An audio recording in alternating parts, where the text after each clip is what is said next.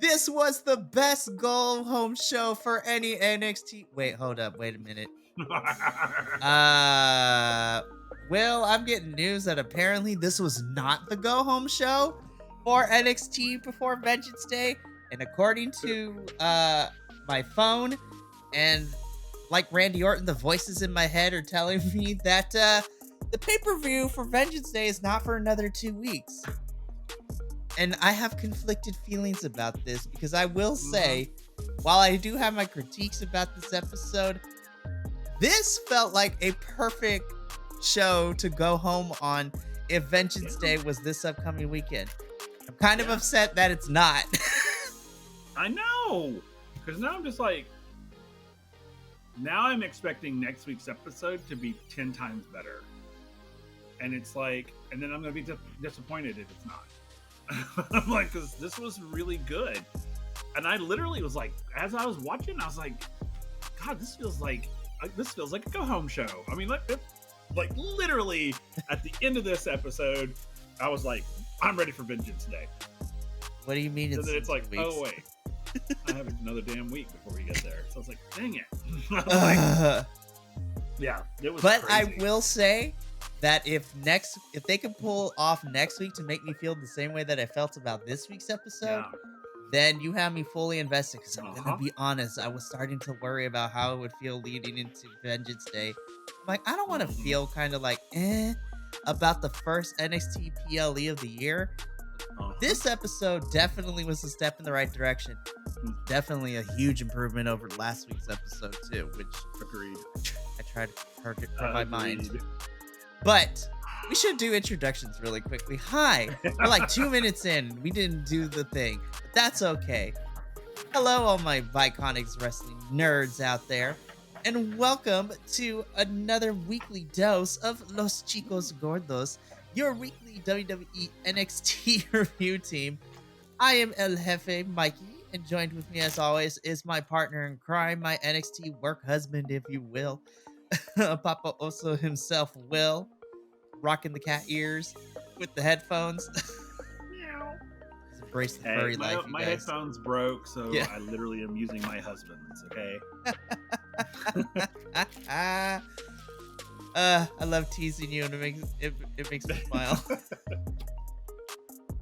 We have a good time here, but as I mentioned, we are here to review this week's episode of NXT from Tuesday, January 23rd, 2024. The not go home show, really, but felt like a go home show episode. I know. The go home, not go home, I don't know. And we kind of danced around the issue, but like my first initial thoughts before we break down everything piece by piece, they really pushed the pedal, because last week we're just like, okay, y'all got 2 weeks and we're slowly getting these feuds and we're slowly progressing storylines, and I was like, okay, it's kind of dragging into some cases. And then this week they're like, forget that and hit the gas. It's like, and by the end of the night I was like, holy crap, we have 4 matches already, and after last week we only had like 2. Oh my goodness. I don't know. All right, so let's just break everything down week by week. Let's do it. So we start off with match of the night. Yep. I mean, honestly, like, between everything that I saw, between this and then the main event wrestling match that we had later in the evening, I went back and forth, but yeah, this opening match is by far hands down. This was no contest this week, my match of the night. But NXT opens up this week with the first semifinals match of the Dusty Rhodes Tag Team Classic Tournament. This saw Bron Breakker and Baron Corbin, I guess though, Wolf Dogs, War Dogs, whatever you want to call them. Warrior Pigs or War Boars or whatever the hell they're called. Shark bait, ooh ha ha. Yeah. Honestly, if they both came out and yelled shark bait, ooh ha ha, I would have been like, yep, perfect team. I'd be like, yep, I'm here for it. Taking on the team of Nathan Frazier and Axiom. Again, this was my match of the night. Yep. And I have to say, I love the small in-ring storytelling and psychology we get, because technically Axiom and Nathan were in the heel corner, which was crazy. And then they were all dressed in black. They were being a little more vindictive, which I was like, Yep. It's like you kind of have to be with Braun Breaker and Barrett. But holy crap, Will, this match, not even, like, as soon as everybody stepped in the ring, the bell didn't even ring, and then it was just nonstop for the next 13 minutes. I mean, 13 minutes. I mean, I was just like, oh my God, this is going forever, and I'm loving it. And I kind of, I'm saying it out to the world again, and I can't believe I'm saying it out loud. Baron Corbin and Braun Breaker are the best damn tag team ever. Holy God, I love them. And I hated them like 2 weeks ago. I'm like, literally, I was just like, I hate both of these men. And now I'm just like, I want them to win this. I want them to go all the way. I want them to be tag team, like, champions is what I want them to be. I want them to take the tag team belts, and I want more of this. So I really kind of hope, that this just doesn't just fizzle out after Vengeance Day. I hope it doesn't fizzle out after that. I hope they really kind of maintain this, because I'm not even kidding. They are fun. They are vicious, and they are fun to watch. And you can tell that the performers, are having a blast.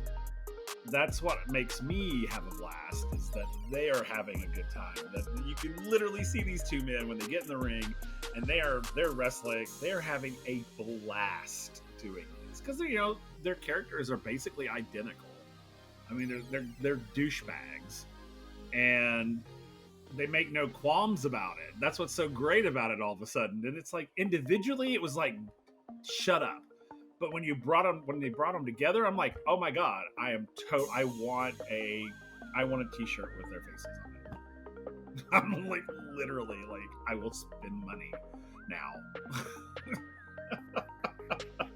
It's crazy. I mean, it's so crazy. And it's just like, what, 2 weeks?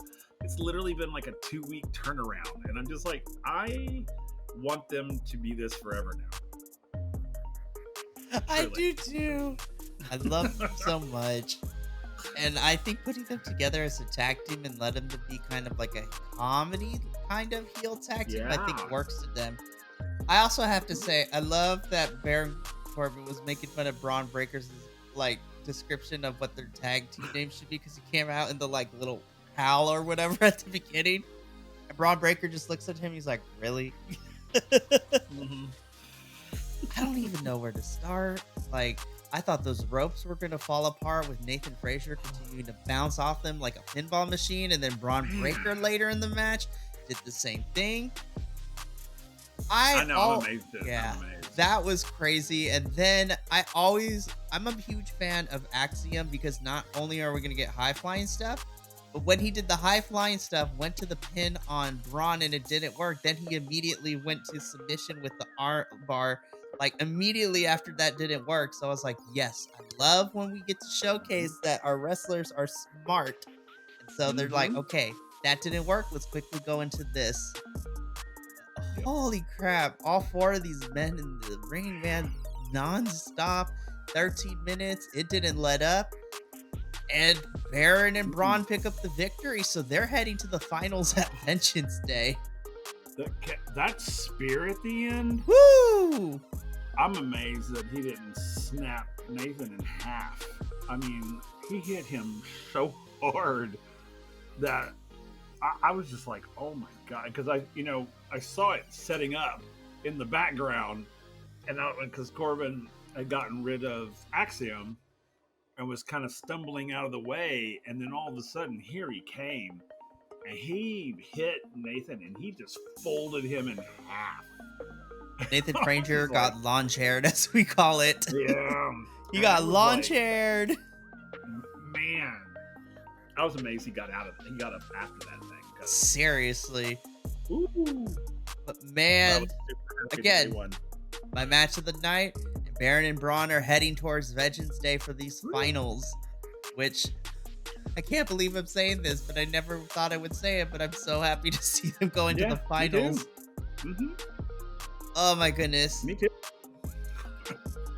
I'm really excited to see this. And I'm still rooting for them to win this whole entire thing and to get a future championship shot. Amen. It's going to be so good. They don't have the belts, but I would love to see them win this and go on to face whoever the champions is at that point, and then I want them to become the new tag team champs. Like, just because I want to see what a tag team championship run with these two would be. So good. Oh my god, can you imagine? And then the intensity just kept getting built, because then we lead into this backstage segment was so much fun. I really loved it. Ilya Dragunov is talking to a person backstage, and then Josh Briggs, who is now dressing in all black, out of nowhere, it's like, hey man, I want to match with you. And Ilya was just like, listen, dude. I was like, you need to check yourself. I was like, you don't get to make the challenges. I do. And it seems like him and Josh are about to go to blows. But then baby boy Trick Williams pops up, is like, yo, Josh, you need to calm down. Like, now's not the time. I need Ilya to be 100% for Vengeance Day. And then the verbal jabs came in, because then Josh first yells at Ilya, for making Trick have to pull double duty. And it's basically him insinuating that he's being a sneak about it. And then on top of that, he degrades Trick by saying to him, it's like, listen, I'm talking to Ilya, the person who's going to be champion after Vengeance Day. And I was like, when your match is over at Vengeance Day, you're going to go back into Carmelo's back pocket. I was like, oh, snaps. Yeah. The verbal jabs from Josh, I was like, oh, he's not playing around now this time. I was like, I'm kind of here for an edgy Josh Briggs. But this was awesome. Trick had one of my favorite lines. When he was questioning Briggs, and Briggs was answering it, and Trick's like, that was a trick question. Yeah, that was a trick question. I was like, I see what you did there. But listen, if we want to make this be a circulating thing between Ilya, Josh, and Trick for the next couple of months, in this championship picture, I am not opposed to it. And I can't believe I'm saying this, but I want to continue to see Josh and this main NXT championship picture. Forget the Heritage Cup. Promote this man to be around Ilya to try to get a title shot for Ilya. I agree. I totally agree. I totally agree with you. And ultimately, I think something's going on, because they have been featuring him a lot. Josh a lot, which is crazy. A lot. So something's up. I don't know what, but something's up. It's really interesting because, him and Fallon have been getting a lot of time in the last couple of weeks, but Josh specifically. And ultimately, this sets up a match later between Trick and Josh, which we'll talk about when we get to it. But I was just like, oh man, I was like, honestly, if they wanted to, which they're probably not going to, and I knew they weren't going to, but I would love to see a triple threat match at some point between these three. Yeah. I was like, I don't know who to root for, because I'm kind of becoming a big Josh Briggs fan. I already love Ilya. And we love Trick. I'm actually becoming and I love Trick, and I'm actually becoming a huge Josh Briggs fan. Like, really, I'm like, the more I see him fight, the more I like him. And I kind of like whatever this shift in character is happening right now. I'm really here for it. If he goes full heel, I am all on board. Oh my god! I mean, because he would be a force to be reckoned with. Exactly, and I feel that because I've watched since this rebrand happened 2 years ago, and then just to see Josh's improvement, and we talked about it during our deadline review. Like, Josh showed up and showed out during the Iron Survivor match. Yep, he's a big guy, but he's also very agile. That moonsault off the top rope during that match was so beautiful to watch. We'll talk more about it. Yep. So then, we get the other half of the conversation where we see a debuting Ren Sinclair. I was like, girl, why are we dressed? I was like, Britney Spears is calling for her denim outfit back, which I loved, by the way. Now, so for those of you who don't know, and I'm probably going to butcher her last name, so please forgive me. So Ren Sinclair is a new signee to NXT, but she's not new to wrestling. She was known as Maddie Zenwetsky, I think, on the independent circuit. And so she's actually been wrestling for a few years. So she's not green to wrestling, but she finally got signed to NXT. And so now she made her television debut tonight, like with the character and everything. And so she's trying to hype herself up, and she's like, oh no, I'm going to throw up. I'm like, I have the butterflies. Yeah. And I think that's so cool because she played it off like she was brand new to this. Like, this was like, and I love that. I love the fact that she's a seasoned wrestler who is literally coming in and, literally creating a character, a brand new character, completely sort of oblivious and naive to NXT, this sort of thing. And it was great. I didn't even know she had wrestled prior to this. Right, and so yeah, like seasoned professional, and I love it because now she's playing the proverbial like little fish in a big pond. Now that she's in a major wrestling company as big as WWE, who, let's be honest, is a juggernaut at this point with everything that they do.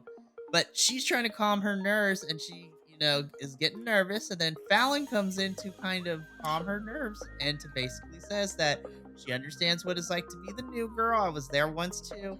That I'm here to support you, but you know what? You go ahead and focus on your match because you're gonna kill it. And I was like, yeah, girl power. Yeah, I like this teaming. I was like, because I love me some Fallon, and I was like, yes. We're gonna talk about. It's so funny because she comes in, she's all got her thumbs around, on her. It's like so cowgirl. And then I was like, she's riding high after. Yeah, Fallon's riding high after beating Tiffany, having her as a ranch hand, and then putting on a hell of a performance last week in that Final Four for that women's battle royal. That is so good.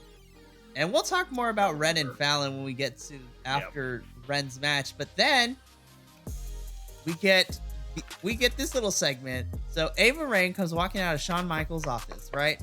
Then all of a sudden, without the showing the person, I hear a familiar British voice. I was like, no way. Is it who I think it is? And then coming out of Shawn Michaels' office too is William Regal, who we have not seen in over a year on WWE television because he was in all of AEW. Then he came back to WWE working behind the scenes, and this is his first on-screen appearance in over a year. But the biggest thing to come out of this is Ava Raine is officially the general manager for NXT, and William Regal makes it a fact of stating that Ava is the youngest GM in WWE's history.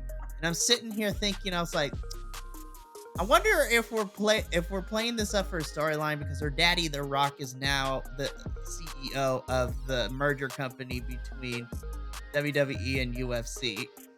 Because it was announced earlier in the week that The Rock is now the leader of the board of directors for TKO, which is this new parent company. I was like, nepotism. No, I'm just kidding. But honestly, I feel like even before this, it kind of is, but I feel like we were going to head this direction regardless because that's what we've been leading for the last month or two since her and the Schism disbanded all those 2 months ago.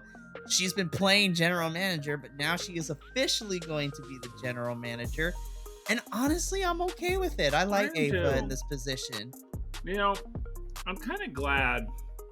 Not to mention it's a female general manager too. Yeah, for a little while there, it felt like they didn't know what to do with her. So she was just sort of there. Every once in a while we'd see her do whatever with Shawn Michaels in the office, blah blah blah. So I was just like, and I was to the point where it's like, just give her the job. She's doing it already, so just give it to her. I was like, because I need her to do something other than just be there. They weren't using her to her full abilities. It was just sort of like, either give her something or let her go. It's that sort of thing. And I didn't want them to let her go because I actually really like her. So I was very excited that she got this. I really was. I came out of nowhere, but it's like, I mean, we weren't really, there was no lead up to it, I guess. It just sort of happened. Like, you know, there was no hints that, oh, hey, something big's coming your way, or, oh, you're doing such a great job. Maybe something, you know, good will happen. You know, nothing. It was just literally like, congratulations, you're general manager. And it was like, wait, what? But yay, but what? It's like, yeah. I know, I think was she's caught gonna be off great. guard. But I think, yeah, she's the youngest, and at least to my knowledge, and people in the comments can correct me if I'm wrong, but I think she's the first female general manager too, for WWE like brand period. So making history, girl. I'm so excited to see what you do. I really love that William Regal also told her, it's like, I understand it's big shoes to fill, and I've been here since, which is true. William Regal was here when NXT first was building off the ground, like all those years ago when it was in the black and gold era. He was there from the beginning, but I love that he's like, hey, but you know what? You're in charge now, and if you need any help, you let me know. I was like, I love you, William Regal. It's like William Regal is like the NXT, like Shawn Michaels is like in charge of NXT, but William Regal has always been to me like the caretaker for NXT. Like, he always makes sure that the talent's taken care for, and the on-screen figure of dealing with everyone's egos was really fun. But now Ava's in this position, and she wasted no time because she got involved when we talk about the last segment that happened on this episode, because she wasted no time, and I was so happy to see it. Mm-hmm. So then from here, we get a pretty short match. This is stemming from what happened during the Battle Royale last week. And Ren Sinclair makes her television in-ring debut against Lash Legend. I was like, oh, girl, Ren, I love you. I was like, but, and yep. Couple minutes later, Lash Legend is like, bam, and picks up the win here. Yep. Yep. Listen, I know, even I was like, oh, this will be a short match. I was like, oh, this is going to be a short match.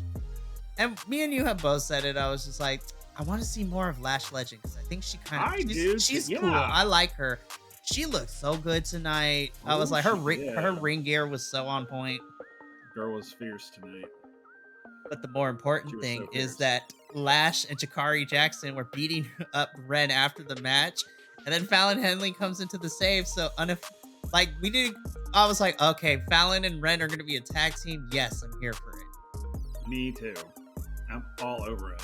If that means we get to see more Lash Legend and Jakari, hell yeah. Yeah.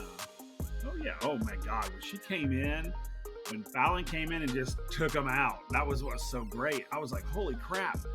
Because she came in and was like, bam. And it was so funny because he saw the boys like run. Both of them, they were like, whoop, we're out. And then she like, bang, and then jumped in the ring, and then bang, and then they just started whooping on Lash. And I was like, dang. Then they flipped her over the top rope, and I was like, ooh, okay, I'm here for these two. Let's do it. Lash, you need to get somebody who you're like, let's do a tag team whoop-ass session. Yep. I can't wait for this, because now Fallon is making things personal because she went out to save Ren. Now she and Ren have beef with Lash Legend and Jakari, so I'm excited. Speaking of things getting personal, I was so not ready for the escalation of this storyline. So we get cut back to the D'Angelo family restaurant, and we see that OTM and Jada Parker like go full on like Daredevil, like kick down the door and like start destroying the place. I was like, normally I'm not here for violence. I'm kind of here for, if this is the direction that we're taking with OTM, especially with Jada Parker leading the way, I'm actually kind of here for it, because now it makes them more intimidating. I was like, oh, hell yes. I love me some good old, this gave me shades of like old school WWE when people will go to people's houses and threaten them. Like, yeah. It reminded me of like shades of like when Randy Orton broke into Triple H's house that one time they were feuding. Like the grocery store brawl between Stone Cold Steve Austin and Booker T, when Stone Cold Steve Austin beat up Vince McMahon in the hospital. Like, oh yeah, I remember that one too. So this is what it gave me shades. I was like, all right, well, we gonna come to your house. We gonna destroy your things.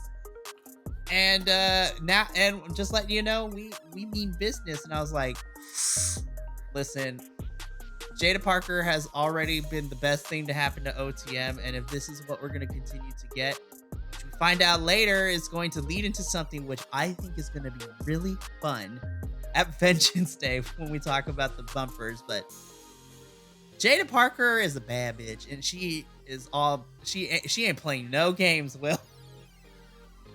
Oh, I know. I'm like, ooh, all right then. I'm Jada Parker. I want to be Jada Parker when I grow up. I want to be a bad bitch. Right. Me too. Bad bitch. Speaking of bad bitches, Elektra Lopez is walking through backstage and she's destroying stuff. And she's like, where is she? And the PA is like, who?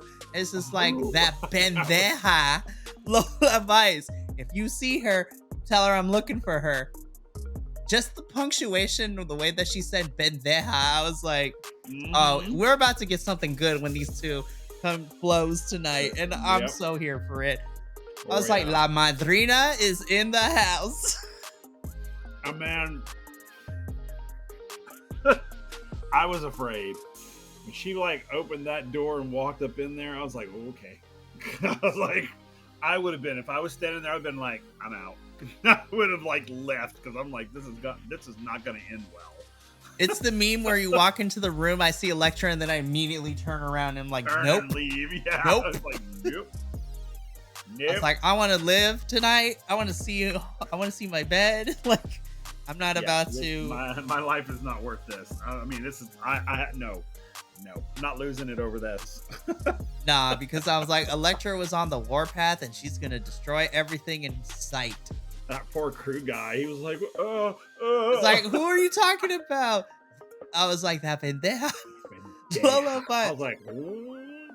That's what I said. I was like, damn, she was on the warpath. Just like Dijak and Joe Gacy were on the warpath. The match didn't even get started. And they just went at it. And I was like, I'm kind of here for this. I'm here for this. I love it. I mean, Dijak came out, made his entrance. And then Joe Gacy was just like, bam! I was like, oh my God. And I was like, okay, well, they're going to ring the bell soon, right? No! Because the whole thing happened on the outside of the ring. And it was just like, it was crazy. I mean, yeah, Joe Gacy crazy. It was so crazy. I loved every freaking minute of it. I was like, one, I love watching Dijak get his ass kicked. Because I just do.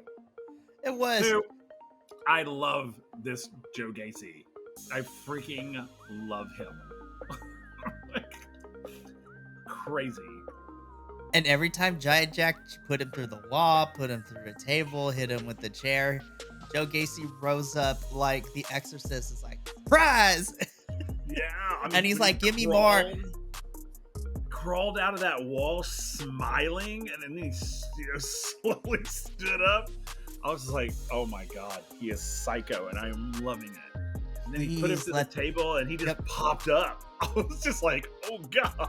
Please let these two have a match at Vengeance Day. This is all I'm asking for, Shawn Michaels and Ava. Let these two have a match at Vengeance Day.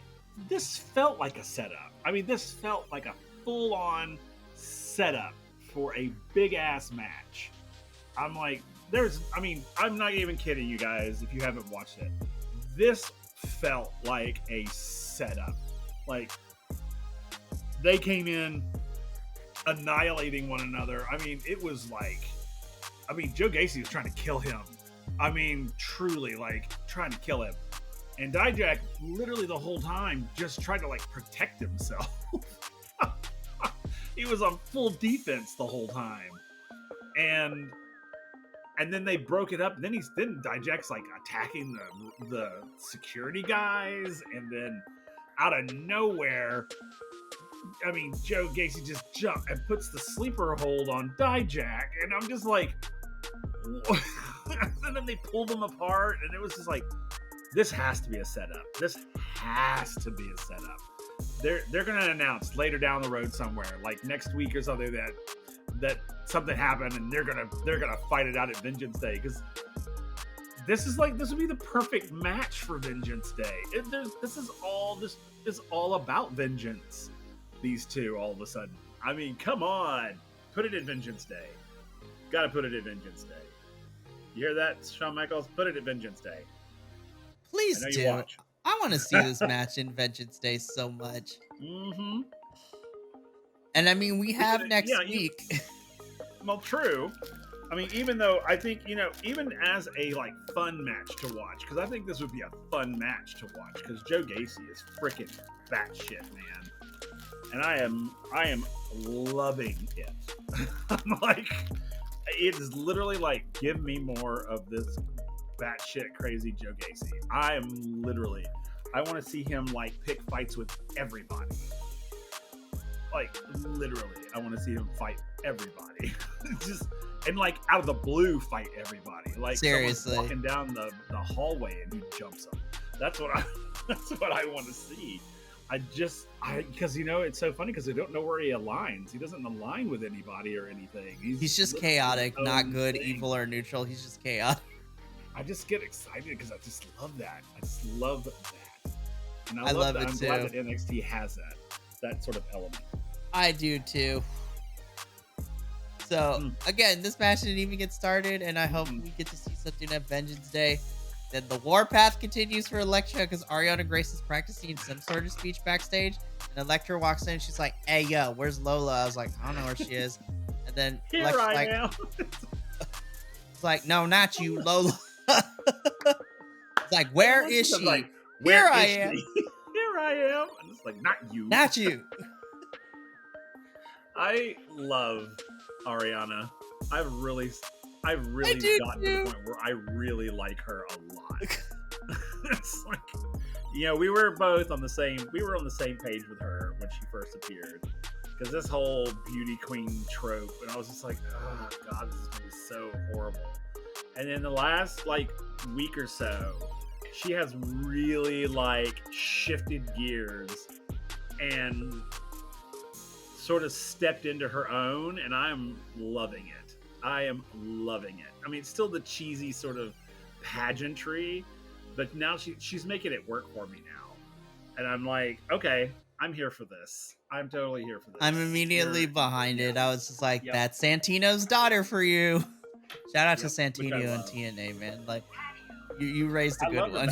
I love that. Yeah, I love that that's his daughter. It's like her and her dad have those comedic chops. It's so good. Yep. I want to preface by this next segment that we sent this in the group chat. I feel like this was the most homoerotic thing we saw. And I was like, I just need y'all to kiss.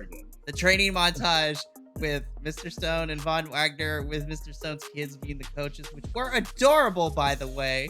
Yeah, they really were. I was surprised, when they taped Noam Dar's face to for him to tackle. I was like, Von Wagner tackled that thing really hard. I was like, damn. Yeah, this is one of the gayest things ever. It's now kiss. What? I know. And then you see it the way that Mr. Stone was all dressed in his tank top, all showing everything. I was just like, what is happening here? And then all of the symbolism in it, the ball to the face. I was just like, what in the absolute homoeroticism is happening here right now? It's I don't even know. I'm waiting for to all of a sudden they're gonna release some kind of soft porn with the two of these guys. I'm waiting for it. I truly am, because it's just I don't know what's happening. It's like, hey, let's get together and we'll raise these two kids together. And it's which is exactly what it felt like. It felt like, look at those kids and their two dads. I was just like, what are they doing? With these guys? I shouldn't have thought better, because I was like, okay, we haven't seen them for a couple weeks. So we haven't seen them in a month or two. So I was like, okay, maybe we're going to see something different. And then this happened. I was like, nope, we're going back to the homoerotic tension that is this Yep. relationship. Yep. At least he Oh has my a goodness. catchphrase. But I mean, I'll say it again during the bumpers, but this is training because Von Wagner has a Heritage Cup match next week against Noam Dar. So we shall see what comes of that. You know, I'm kind of excited about it though. I am too. I'm like, okay, You know. this segment kind of won me over a little bit. It did, and I was like, because it's, to me, it's like, what do we do with him? You know, it's, I mean, what do we do with Von Wagner? You know, what do we do with him? And I'm kind of here for the sort of, you know, the low intelligence barbarian going up against basically like the bard, for Right. like D&D terms, Right. So, because Noam Dar is like a bard, he is, you know, and then we have the low end barbarian going up against him, and I love in the sequence when he was training, they were asking him like, what are the rules, you know, it's like, hey, what is it, you know, 2 pins out of 3, what is it, they were quizzing him on it, and I was like, okay, that's funny, oh my god. Okay, so now I'm kind of excited for it. I'm kind of excited because, I mean, you know, the funny thing is if you look at all the people who have like gone against Noam, they, you know, he's like the one, like one of these things is not like the other. Like, never in a million years would I have thought that Von Wagner was going to go after the Heritage Cup. Like, never. You know, it's like, and then all he says like, well, maybe I'll come out. I was like, really? I mean, I see him going for like a title belt or something. You know, I see him going for like a championship. But when all of a sudden he's going for the Heritage Cup, and I was just like, huh, okay. I was like, all right, I'll go with you. I'll go with you on this. All right, cool. And then after this segment, I was like, yeah, I can't wait. I'm kind of excited to see it now. I am too. All right. So let's rip the Band-Aid off. This is a really short match too. Yeah. So Lexis King versus Trey Bearhill. As soon as I saw that Trey was already in the ring with no entrance, I was like, "Oh, this is gonna be a quick one, isn't it?" Yeah. And This is gonna go. I will say, I want Lexis's jacket. Like, oh no, I kind of like it too, actually. it's like giving me very Queen, but I'm also thinking of like Panic at the Disco. And You My know, I Chemical don't Romance. know. You know, it's so funny. This match happened, and of course, I was upset that Trey didn't win. But I kind of figured he wasn't going to win. I don't think he's going to win anything for a little while. I think he's got to get a lot of stuff under his belt first, and that's fine. You know, that's cool. But this, I kind of started. I can't believe I'm about to say this out in the universe. I actually kind of started liking Lexis King at this point for some. Until later on when things happen, and I'm just like, oh, yeah. It's like, okay, we took a tiny step back. I'm still, but I think, I think the reason that, and maybe you could tell me if I'm wrong or not, but I feel that this, even though this match was quick, I think we finally have some sort of direction we're taking Lexis's character. Like, I was like, okay, I think I know what you're kind of about now. Yeah, I think so too. I think we're finally getting something. You know, I don't know what it is yet, but I'm starting to see something forming. And I think that's probably why I've started kind of going, okay, I'm kind of digging you now. Because before I didn't know why he was there. I was like, why are you here? I mean, is it just to stir shit up? I mean, anybody could do that. You know, so I was kind of like, okay, what are you doing? What do you want? And I think we're starting to see it come together. And that's why I think I kind of was like, oh, okay, I'm kind of okay here for it now. I kind of like him a little bit. You know, he's still gross, but I'm kind of liking him. We'll talk about that grossness a little bit later because I was like, we took a step back, but you know what? I'm still kind of rocking with you, so we'll see what happens. Here we then see Trick and Carmelo backstage, and Yo, Carmelo, bro, like this, he went in with this because he basically was like, without telling Trick, it's like, listen, you gotta pick a side, dude.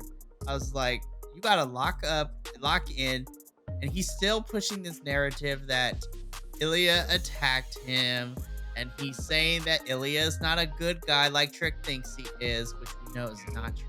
How dare you talk about him like that? Yeah.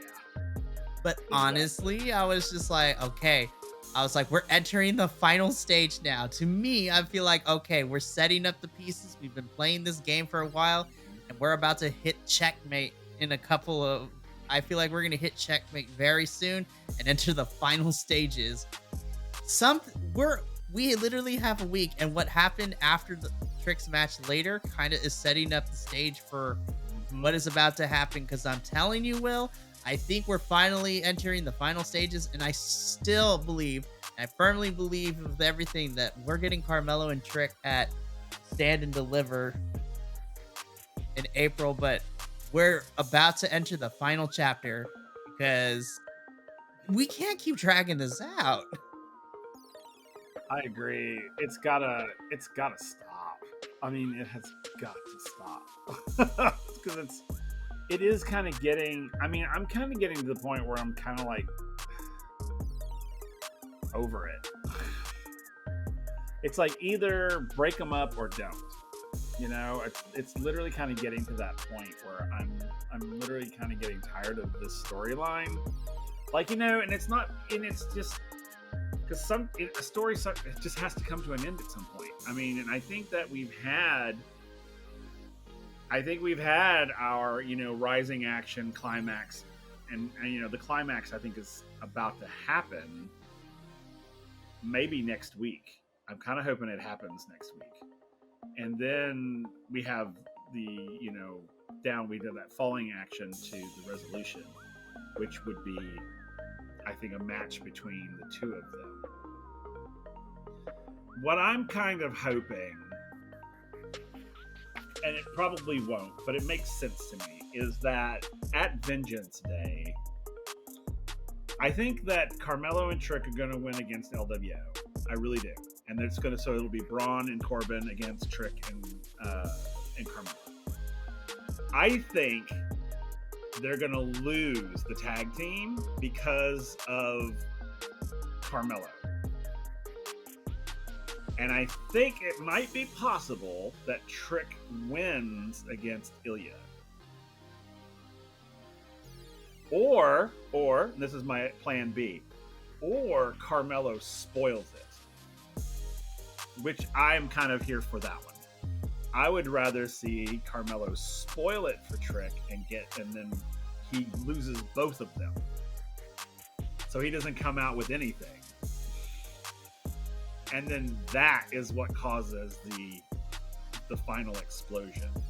Which I think is going to happen at Vengeance Day. I really do. I really think the straw that breaks the camel's back is going to happen at Vengeance Day. It's like, I really do. And so, but then again, they could lose against LWO because of something that happens, because maybe Carmelo blames Trick for not doing his job, or, oh, you lost that on purpose because, you know, you're so focused on Ilya, blah, blah, blah. And then at Vengeance Day, I could see Carmelo screwing with that event and causing Trick to lose. I mean, something's going to happen. I know it's going to happen at Vengeance Day. I'm just... My mind is starting to put things in places, and I'm like, this would be really amazing. Oh my God, did you see that? Because maybe this is going to happen. So I don't know. These backstage bits that we got with them, I'm just like, ooh, this is a powder keg, and it is ready to blow. And I'm actually here for it to explode. Mm-hmm. Because it's going to be juicy. It's going to be good yeah. storytelling. I love when powder kegs explode, because then you get more fun stuff. It's gonna be an ugly breakup. It is, and I'm actually kind of here for it. Me too. Because it's good storytelling. And, you know, when relationships deteriorate, as we've seen across any medium, They tend to be very good stories to be told. It's like the one we got next, Supernova Sessions. Noam Dar first basically like runs down Von Gladner for filth at the beginning, and then invites Lola Vice onto it. Lola basically says, you know what, Elektra was holding her back. That you know what, she has the biggest opportunity. She can cash in this championship anytime. And then La Madrina makes her presence known because, within a span of 30 seconds, she ran down Lola Vice, and this was probably my favorite promo of the whole entire night.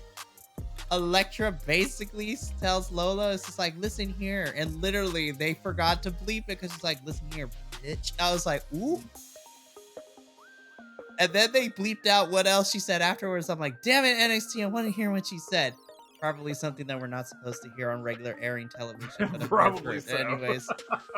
And then she just read Lola the Riot Act. She's like, I worked my butt off to get here in WWE. You got here by shaking your ass on Instagram. And then she just kept going in, digging the knife in deeper to Lola. She just says, you were first auditioning for a Lifetime movie. Then you were an amateur MMA fighter. And you were shadow boxing in your bikini on the internet. I was just like, yep, she went there. She went there. And Lola's like, Elektra, are you sure you know what you're getting yourself into? Are you sure you want to go down like this? And then Elektra had my favorite line. She said, you know what? She's like, you know what? I'm not going to wait till next week to get my hands on you. I'm going to burn Vice City down. Drops the mic and full on football tackles her over the couch, and they start fighting. The refs and security have to break them apart. And I was just like, this is how you build a match for next week.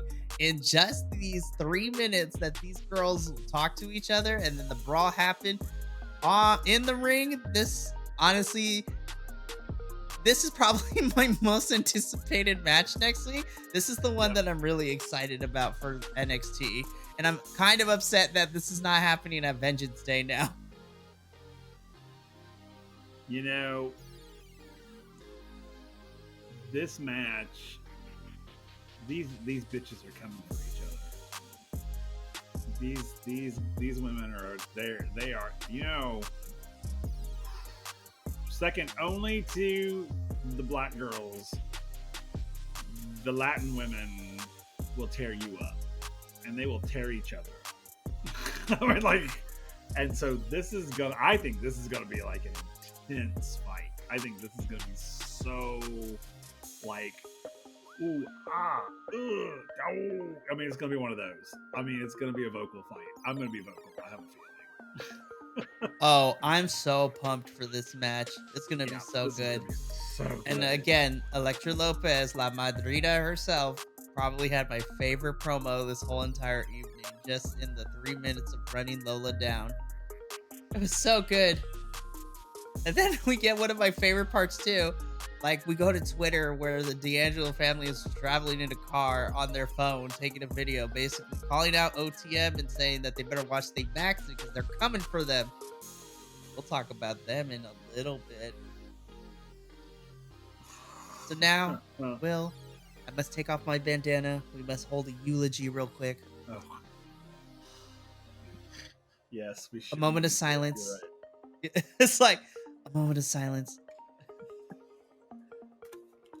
It's like a moment of silence for Chase U. I was so upset at myself. I was like, why is this making me sad? I was like, why is it making me sad? I know. I was the same way. I was like, I shouldn't be feeling sad. Why am I feeling sad? I was so upset with everything that was happening. They took away the desk. They took away everything. And Duke's like, it's all just material possessions. We're going to be fine. They took away his trophy. Our poor baby. Like, our golden retriever boy, Duke Hudson, gets his trophy taken away, and he just becomes a mess. Oh. They took the podium away, too. I was like... Mm-hmm. everything was gone, and then they did like the Friends thing where they turned off the lights and looked back one more time before leaving. I'm like, oh, this can't be the end of Chase U. I know. I was so like, wow, really? Stupid fictional college. How dare you make me care about you? I know, right? I was like, this isn't even real. Why am I so emotionally invested? I'm totally.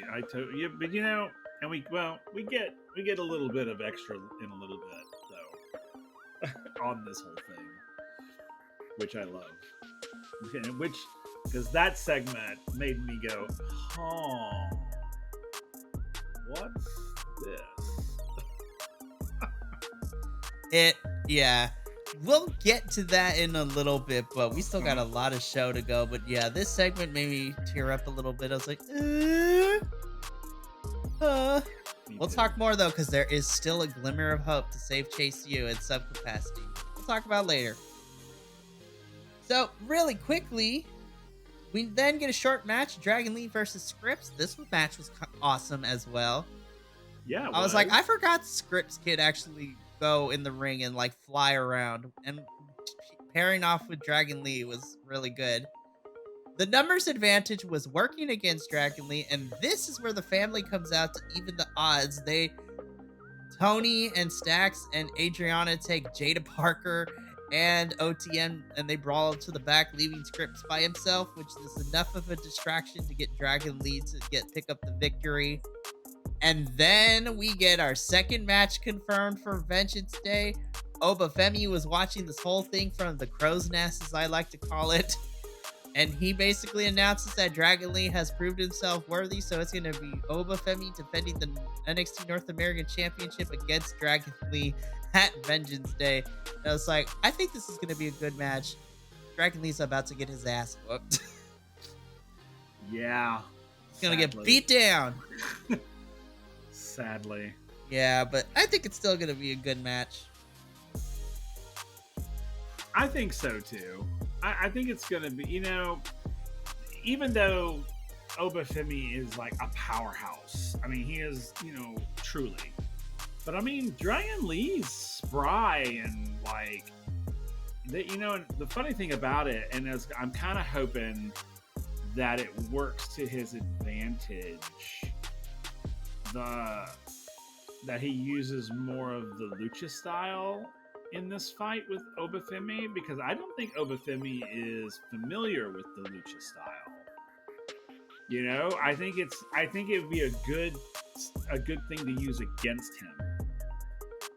You know, because I mean, Obafemi is a powerhouse. He's all about power hits. He's about, you know, justifiably so. I mean, we saw what he did for Dragon Lee originally, and I think, you know, but see, now he's going to get Dragon Lee fully charged.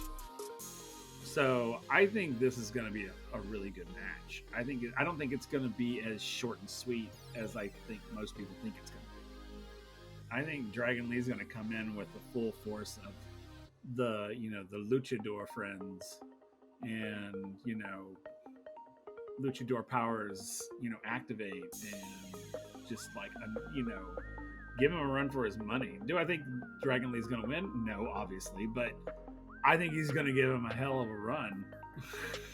I really do. And I'm here for it. For sure.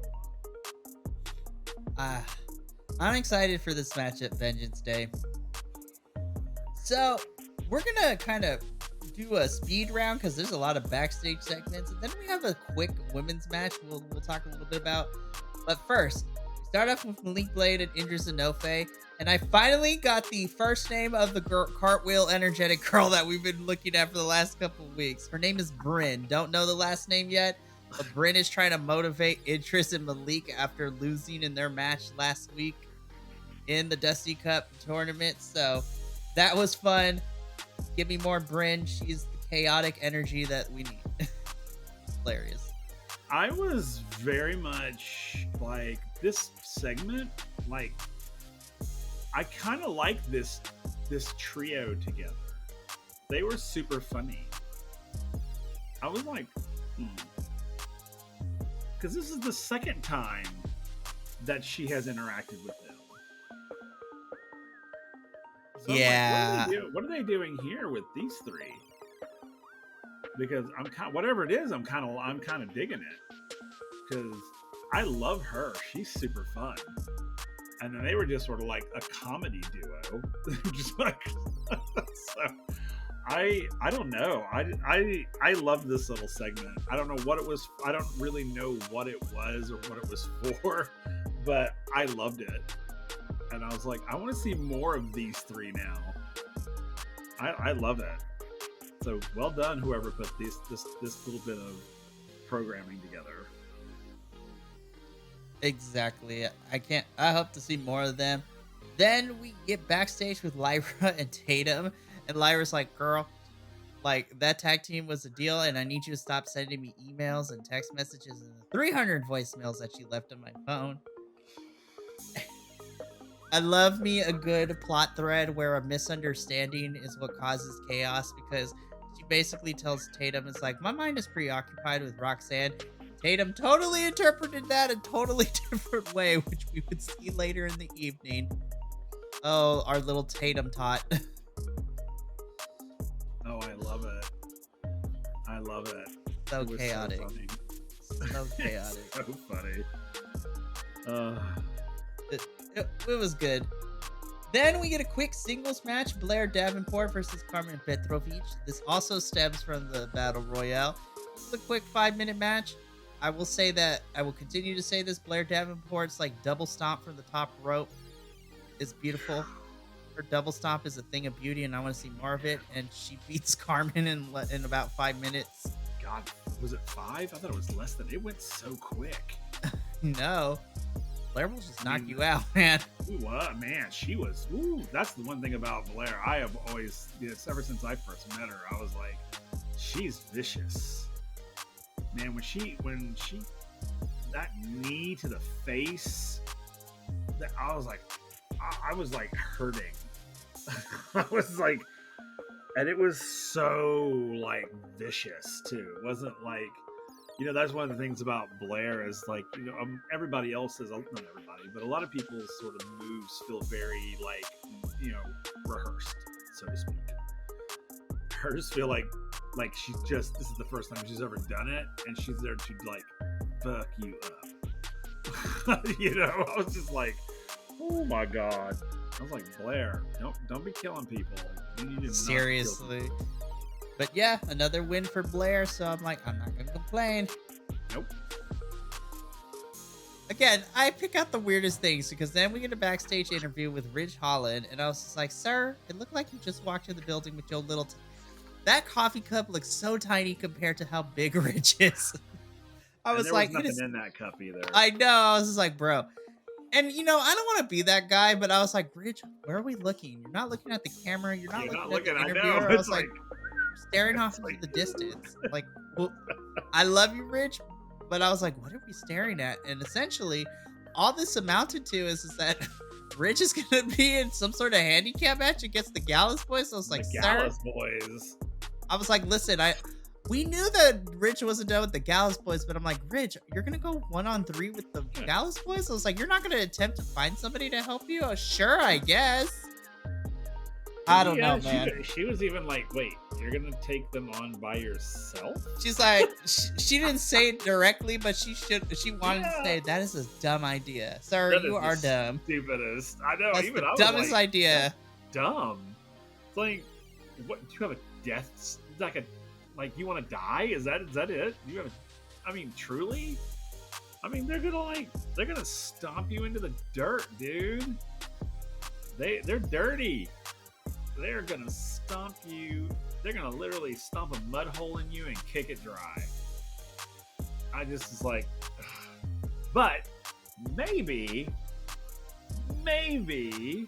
somebody will come to the rescue, and finally he'll have friends. He'll have a friend. I hope so, but we shall see with that from Ridge. So then we get 2 sets of bumpers. We get what to expect for next week's Go Home show for NXT. So, Heritage Cup match with Noam Dar versus Von Wagner. We have the second semifinal match for the Dusty Classic, so Carmelo and Trick versus LWO. And then my most anticipated match, Lola versus Elektra next week. And then we get the bumpers for Vengeance Day, and we get 4 matches. We get Trick versus Ilya for the NXT Championship, Lyra versus Roxanne for the NXT Women's Championship, Obafemi versus Dragon Lee for the North American Championship, and then confirmed is a 6-man tag of Tony Stacks and Adriana taking on OTM and Jada Parker. I was just like, give me more Jada Parker, please. It's on. I was like, okay, we got 4 matches right there. Just give me 2 more. And I was like, yo, this card is actually going to be a lot of fun. And thanks to the Vengeance Day bumpers, this is where we learned, even though they didn't say it, but I like Shazam the song that was playing during these bumpers. Come to find out that Vengeance Day 2024's theme song is Dark Side by Bring Me the Horizon, which I listened to it on my way to work today, and I was like, oh yeah, this is totally an NXT theme. You have kind of like a hard rock metal vibe got going on. I was like, NXT theme songs are probably my favorites just because of the style of music is better, and I like it better than the main roster because the main roster tends to lead towards more old school rock, which is nothing against it, but I want things to hype me up. I want to take these songs and work out on my playlist. I kid you not. I have an NXT playlist with all their theme songs so far, and it's like 7 o'clock in the morning and I'm listening to Screamo. Sitting in my classroom listening to Screamo and metal music. Which is hilarious. So good. I'm all smiling and all sunshine and rainbows and just death metal. Which is great. I love that. But I'm really excited. At first it took me a couple of listens to, I was like, I don't know how I feel about this, but because I've been listening to it all day, I was like, you know what? I kind of like this theme song. I was like, this is a pretty good song for Vengeance Day. So, we get 2 segments. So we get to our main event wrestling wise. Josh Briggs versus Trick Williams. The match itself was pretty decent. I liked it what it was. There was a couple of parts where I thought it was a little sloppy at the beginning. But the more important thing, which I think they did beautifully, is that basically this match had all 4 people involved, and we had so many moving parts towards future teases and things. And I'm looking at this, I'm like, I think this is your 4 individuals who are going to be around the main championship picture for the next after the end of Vengeance Day and to Stand and Deliver, because Trick Williams does pick up the victory here, but there was a lot that was happening in the last minute of this match. There was. Because, Trick gets sent to the outside, Ilya gets thrown, somebody gets thrown into Ilya. Ilya tries to get on the apron. Carmelo busts him upside the head and pushes him off the apron. Yeah, Trick, I think it was Briggs kicked him in the face. Yeah, okay, that's what I thought. Yeah, kicked him in the face, and then he and Trick started fighting, and then Ilya tried to get up onto the apron, and then Carmelo came in. Yeah, Carmelo came in and pushed him off. Pushed him to the floor, basically. This allowed Trick to pick up the victory, and even though Trick won, Josh gave him a clothesline from hell and laid him out, and then left. And then Ilya was being held back by all the referees and security guards. And then Carmelo, man. Yeah, he was coming for Carmelo. And then Trick and Carmelo were arguing the ring, and even though it wasn't a full-on push, Trick put his hands on Carmelo. I was like, the wheels are turning. I was like, we're entering the final chapter. Yep. This Trick was pissed because he told Carmelo to stay in the back, and Carmelo does not listen to Trick because Trick keeps telling him to stay in the back, and he never does. Nope. I was like, ooh. And it's so, because I was like, and this is what I was telling you about Briggs. I think Briggs is turning heel. I think so too. Man, he clotheslined Trick like hard, and then he was just like, I'm out. and then just left, and I was like, oh damn. I noticed like that. this Yeah, Dark I noticed Briggs, that Josh man. was wearing a little chain too. I was like, did you wrestle with that the whole time? That's impressive that no one got caught in it and got No hurt. one got caught in it. Yeah. Yep.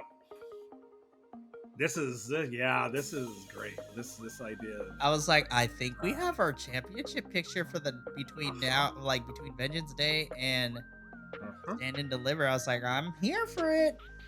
Yep. I agree. Now I'm interested to see what we get between Carmelo, Trick, and Ilya next week for the Go Home show. Now it's just like, yeah. Thank gosh we don't have to have another contract signing between these two because we already got this. So I'm excited. I'm happy to see that Trick's finally getting his match against Ilya. So this is gonna be fun. Yeah. Agreed. So then we're gonna throw all these next segments before we get to our final thing. Thea is sad because JC was closing. But fear not, JC says it's not over yet, which makes me hopeful to see what she's been working on. I know. I'm so excited. And then we take a step back with Lexis' King character because then he's a creep trying to mac on Thea and JC. I love JC's face. She's like, ew. Yeah, JC is the queen of faces. I love it so much. But then who should come in to save the day but our good old Australian boy, Riley Osborne tells Lexis to step off. And it seems that Riley and Lexis might be feuding for a bit too, which I'm cool with. Yep. I was like, okay, so Lexis' first official long-term feud with Riley. I'm kind of here for it. Mm-hmm. Then we get a quick segment with the No Quarter Catch crew once again. So Drew Gulak and everybody involved in that, which was like, this felt out of place, but okay. It was weird. It was just like, what is this? and then we caught the fallout as Trick and Carmelo were coming out from stage. And Carmelo was yelling at Trick. It's like, I told you, you don't want to listen. So now you're going to have to deal with the ramifications. It just left Trick Williams by himself. I was like, damn. Yeah, but you know what? Carmelo lied. He full out lied to him. He's like, Dragunov was coming for you. No, he wasn't. He was going for Briggs because Briggs is the one that popped him in the face. I was like, you just lied to him. I was like, oh, damn. He is literally trying to get it. He's losing it. He's losing it. Oh, my God. I was just like, I couldn't believe he lied to him. I mean, he full on is like, Dragunov was coming for you, and I stopped him. I'm like, sir? Oh, sir. Hell no. It was at this moment that Will decided that Carmelo had it coming. Yeah. Like, he done. Like Cell Block Tango. He had it coming. He had it coming. Carmelo only had his. Listen, if we could get away with it as a Patreon exclusive, we should make show tune songs with WWE theme around it. He had it coming. That'd be so good. Oh God. Okay. This was so good segment. It was. I'm so excited to see where the story leads. But now we get into the NXT Women's Championship contract signing. Let me tell you, exchanges between Lyra and Roxanne, I really dug, especially from Roxanne. So Ava is like, she introduces both of them. She's sitting in the middle, just like being instigator, just like soaking up all the drama. I love it. I liked what Lyra had to say, but I wrote down in my notes what Roxanne said because I was like, oh my gosh, she is reinventing herself. And this is like this is a different approach to being a heel because I guess Roxanne's heel in this feud. But I loved what she said. She's like, you know what, Lyra? Here's what's going to happen. I'm going to beat you for that title. And then we're going to see how strong your character is. Can you rebuild yourself? And what I loved, because she even called it out, because we even said this too. I was like, why are they booing Roxanne? Like, I love Roxanne. Why are we booing her now? But she played it into her promo. She's just like, one day fans are with you. They love you. And then for no reason, they'll turn on you on a dime and start booing you. But a true test of a strong character is how you deal with that turn. Are you strong enough? Are you champion material to be able to carry that title amongst people not liking you for it? And at Vengeance Day, I'm going to put you to the test to see if you truly are built strong. But Lyra wasn't backing down either. It's like, listen, I was like, we both took same paths to get here. And what this is that you were champ and you had your run, but now I've replaced you. And I was like, damn, Lyra. I was like, damn, Lyra, she was coming in for the kill with this one. But yeah, this exchange was really awesome. And honestly, between this exchange and then Lola and Electras, I was like, the women literally killed it on the mic tonight.